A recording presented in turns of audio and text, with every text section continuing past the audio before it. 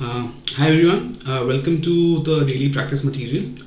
Today we are going to focus on summary based questions, which is a very common feature in the CAT section. So today's goal would be to find the best possible summary and capture the main idea or the essence in the passage, right? So we'll read the passage and we'll try to understand which option would be the best summary. Today we are going to have 5 questions for that. Alright, so let's read the first passage and try to find out the key ideas first, and then we'll look at the summary. So there's a continuing tension between those who espouse growth and those who call for environment protection. So there's sort of a fight between someone who basically wants growth and people who want protection to protect the environment. Fine. So when pushed, a growth protagonist will say there must be a proper balance between the environment and GDP. Okay, someone who's going for growth needs to have a proper balance between environment and GDP growth. When pushed, an environmentalist will say there must be a balance between GDP growth and environment. So just the priorities are different, right? So notice the slight shift in the sequence in the two statements. The first implies that a fetish is being made of the environment, but in the final analysis, a balance must indeed be struck. All right. The second implies that a fetish is being made out of economic growth, but the final analysis, a balance must indeed be struck. In both cases, balance indeed must be struck. So therefore, balance is therefore the key. Both sides will agree on the importance of a faster economic growth and need to factor in ecological concerns in the fast growth process. The problem lies when you go beyond balance as general philosophical concept and try to give it some operational meaning. So when hard choices need to be made out about large projects that are considered central to economic growth but are detrimental to environment, therefore every project must meet clearly defined, consistent and objective criteria designed to safeguard the environment before it is sanctioned. Right. So basically both the growth and environmentalism guys want balance, right? But when it comes to real decision making, the environmental criteria, right, has to be mentioned, has to be clearly defined, right, before any of the project is sanctioned. So let's look at the passage and look at the options and see which of these essence of summaries is perfect for the passage. So A, there has to be a trade-off between economic growth and environmental protection. So here we have an issue. They are saying both are saying that they need a balance, right? So where there's the question of the trade-off, we don't know, right? So that is talking about kind of a middle path, right? So they're not talking about the middle path, they're talking about having a good balance, right? And the ultimate end of the sentence was before every project, environment has to be considered. So let's read the rest of it. Given the fact both economic growth and environmental are equally important, fair, both sides will never give in completely on the other's demand, and hence the only way is the middle path. So what middle path, right? So not exactly, it's quite vague. It misses the point that whenever you have to go for economic growth project, environment needs to be sanctioned in, right? It has to be considered for that. So this obviously cannot be the summary. It goes off. B, the growing conflict between proponents of economic growth and environmental activists can be resolved only by taking a middle path, again talking about middle path, and ensuring that projects with environmental impacts fulfill clearly defined norms of safeguard. Yeah, here they are talking about the middle path. In here, it's just the middle path, but what middle path we don't know. But the balance of the middle path here is been clearly given, that how whenever there are large projects, environmental impacts are clearly defined to safeguard the environment, right? So this could be taken. It's not a bad option to take. Well, let's look at C. Owing to our increased growth aspirations as well as growing size of environmental community, the conflict between the latter and those pursuing faster economic growth has been increasing. So they are talking about the conflict, right? So that is the question. Are we talking about the conflict? Fair. The conflict between pro-growth and pro-environment clubs stems from their inability to look at leaving their respective positions and exploring the possibility of chalking out a middle path that pursues economic growth but not at the expense of environment. Fair. It is talking, but don't you think it's kind of over-explaining? It focuses on basically what people are doing, not what should be done, or basically what pro-growth and pro-environmentalist camps are thinking, right? So this is if we compare B and C, C is kind of over-explaining, right?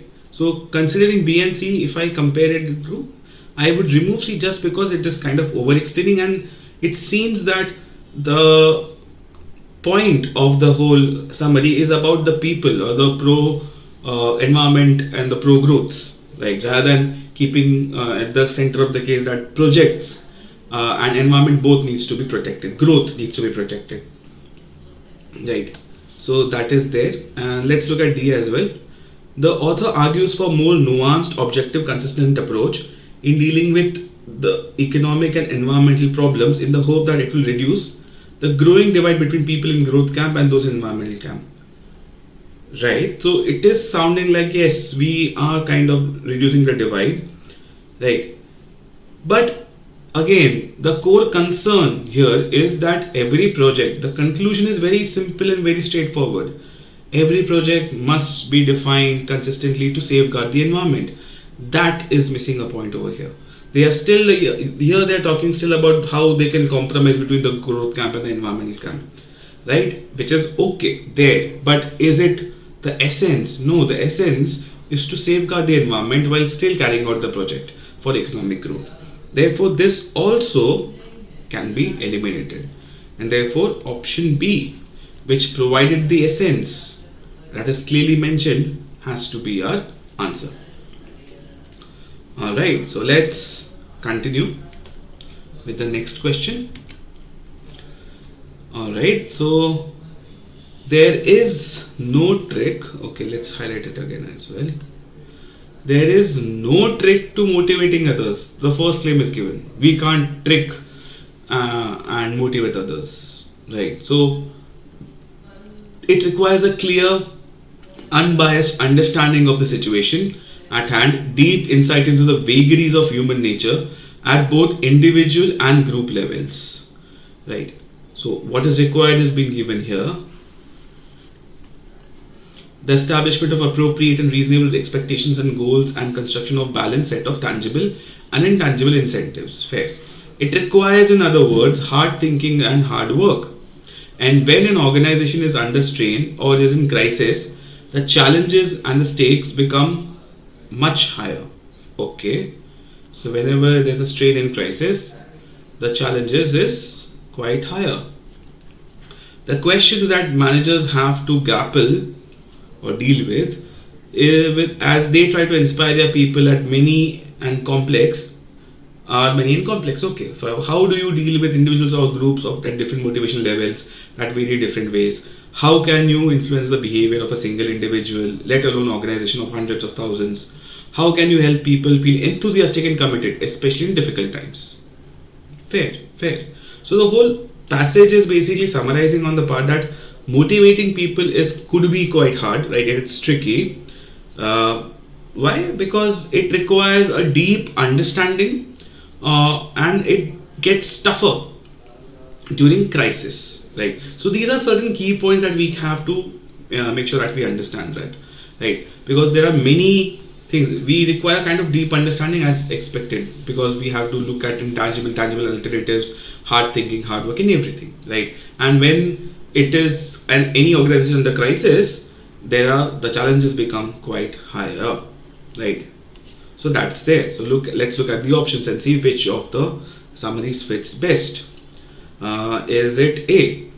During periods of organization crisis, the challenges faced by managers and corporates are magnified by issues of employee motivation.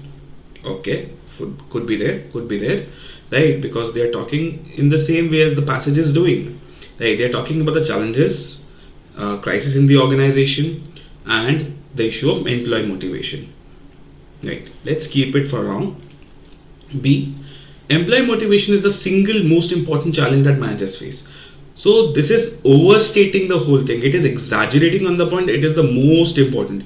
Goes a bit extreme, right? And the passage is never hasn't claimed it yet that managers' biggest challenge is to keep employee motivated. It is difficult, but is it the most difficult challenge? No. So therefore, we have to eliminate B. Let's look at C. For organizations to succeed, it is critical to align goals of individual employees with organizational goals. Is it?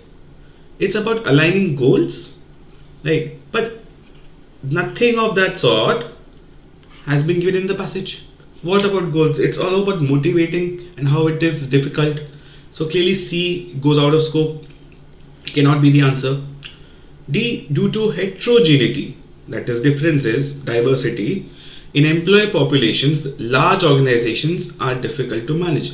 Now the topic is how to manage large organizations, not about how to keep motivating the employee. So clearly out of scope, right? Nothing of that sort is being discussed in the passage. So therefore, option A has to be our answer. Right? I hope this was clear. Let's look at the next one. Those who have followed the curriculum revision movement in recent years no doubt have been impressed by frequency of the word tentative as used in describing the courses of study.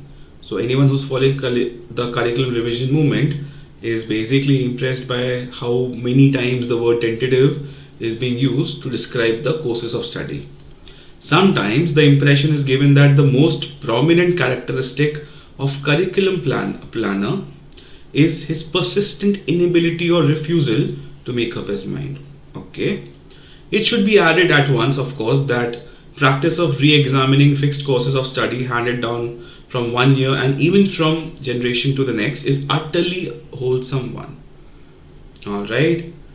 The question to be raised is not regarding the values of flexibility and openness to challenging conditions, but whether or not tentativeness carried beyond a certain point may not be a signal of weakness in an educational position. Some educators would say that problem is whether or not educational program can go indefinitely without deciding what it is educating for. Right. So the whole passage is basically saying that curriculum revision may be good, right? But being too tentative may showcase a lack of clarity in the whole purpose, right? That is why some educators don't know what they're educating for, right? That's what clearly what the last line is telling us. So let's look at the options and decide which one of them is the best summary.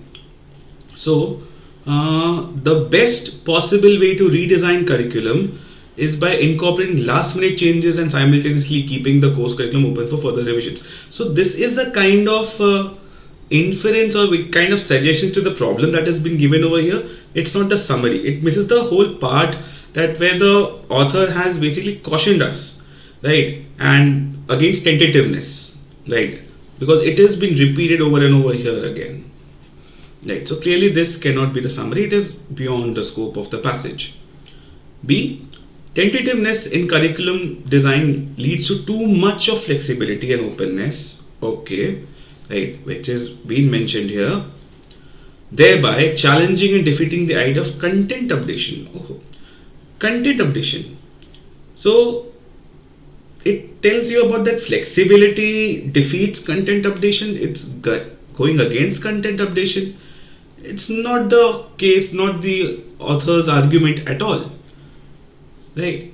It's just about them not being able to come up or decide what is the whole purpose of educating. So yeah, this goes away. C. The curriculum revision movement is especially marked by the word tentative fair while describing courses of study. That's only one part.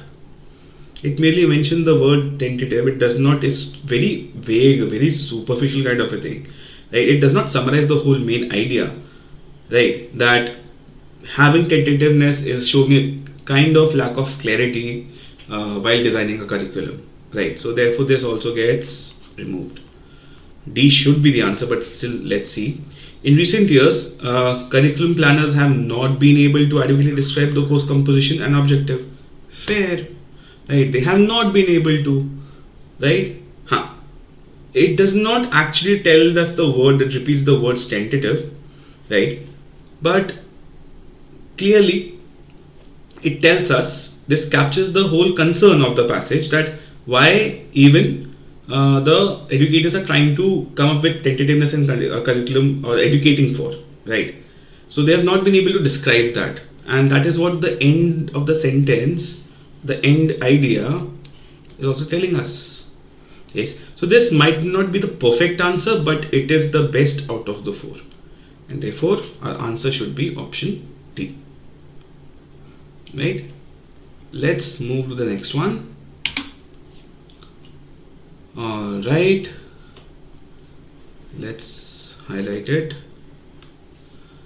The Indian fashion industry has made a significant impression in the international market and is becoming popular in the country too. दोनों चीजें हो रही है. It is being famous in the international market as well as the country. Till a few years ago, Indian designers were making costumes which were generally Western, often fit only to be worn on ramp, and exorbitantly expensive. But it is heartening to see that they are now concentrating on desi outfits like saris, lehengas, using Indian material, colors, embroidery, and at more affordable prices. So what used to happen earlier, now it is happening. They did not used to focus on the Indianness of things, but now they are, and it's more affordable now.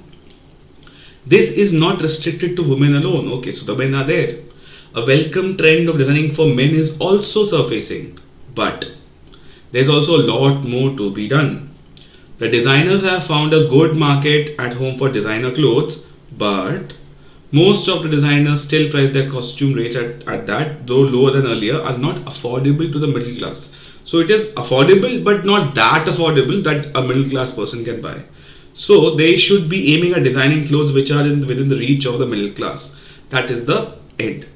So the whole summary is all about how Indian designers have moved from the Western expensive designs to the Indianness to the more traditional affordable design. But still, they are not able to cater to the middle class, and therefore they should do that. They should make it more affordable for them.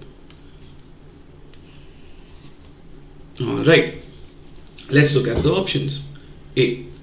Indian designers inspired by fashion industry have now started making traditional costumes at low prices.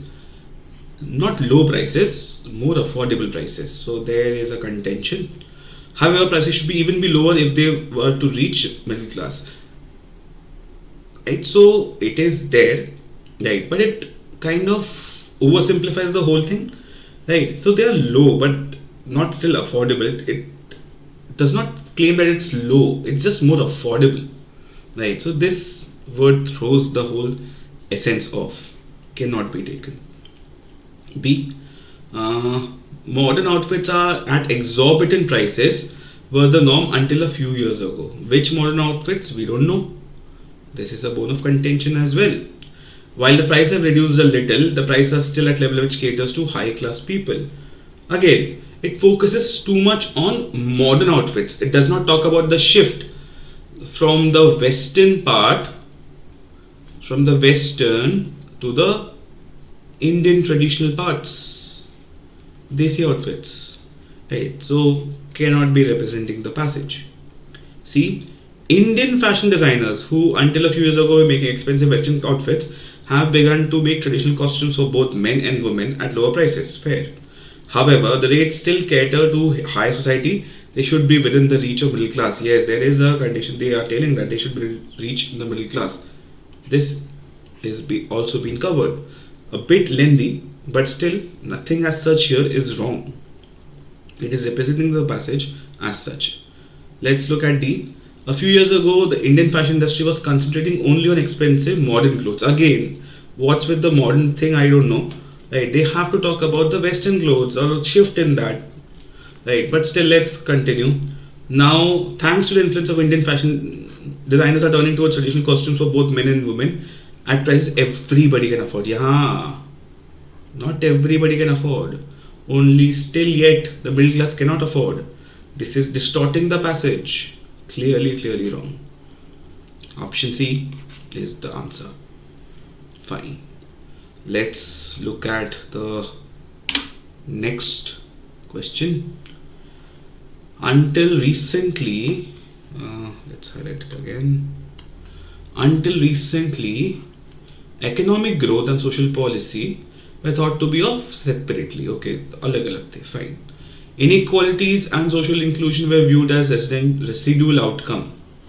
What? Inequality and social inclusion were used as residual outcome of necessarily market-led growth. Fair. The development response was to get markets right first and then deal with any remaining pockets for the poor.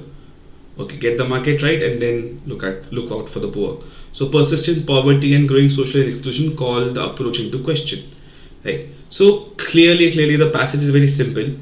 Right. It's talking about that by kind of treating the economic growth and social policy separately, we have to question it, right?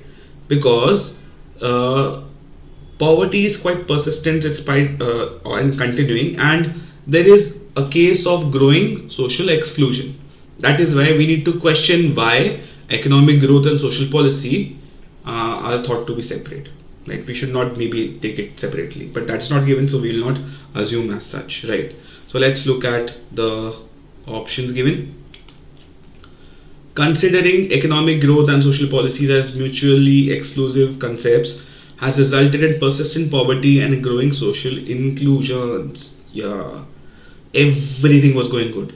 ये बोलना नहीं चाहिए था, right? They are talking about exclusion, not inclusion. They are not including anything.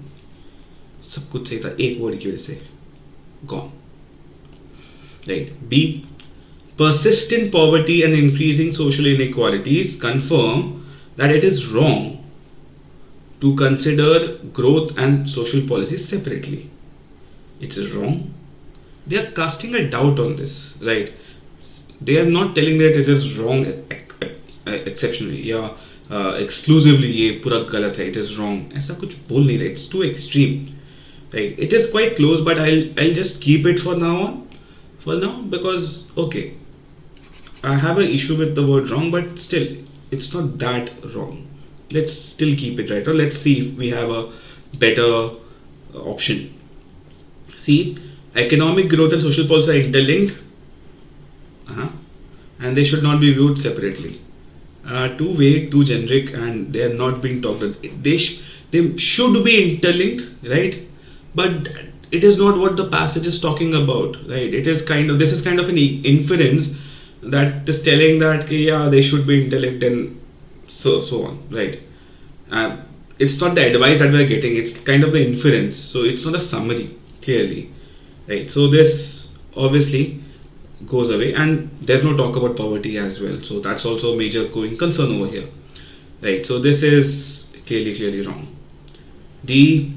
Perpetual poverty and growing inequalities cause doubt about the validity of considering economic growth and social policies as separate entities. Cause doubt. Yes. Cause a doubt. Well thought of. Right. So yes, we have to approach into question. This is casting a doubt. This is also talking about the doubt. So comparing B and D, the problem that we had in the B option, that it is wrong, wherein here they are calling it into question. So this is becoming too extreme. And therefore, comparing B and D, we can clearly remove D because D talks everything that D does, but in a better manner as per the passage. Right? And therefore, D has to be our answer. Right? So that's it for today's session. I hope the explanations gave you not just the right answers, but also kind of an insight towards how to solve or eliminate at least the wrong ones, right? So remember, while trying to solve summaries, understand what is the main idea, consider understanding the attitude or the tone of the author, and always also the conclusion as well, super important, right? And how does the option, right, be very sure about the option, and how does it does it reflect the passage clearly or not? All right, so that's it for today, and I'll meet you next time.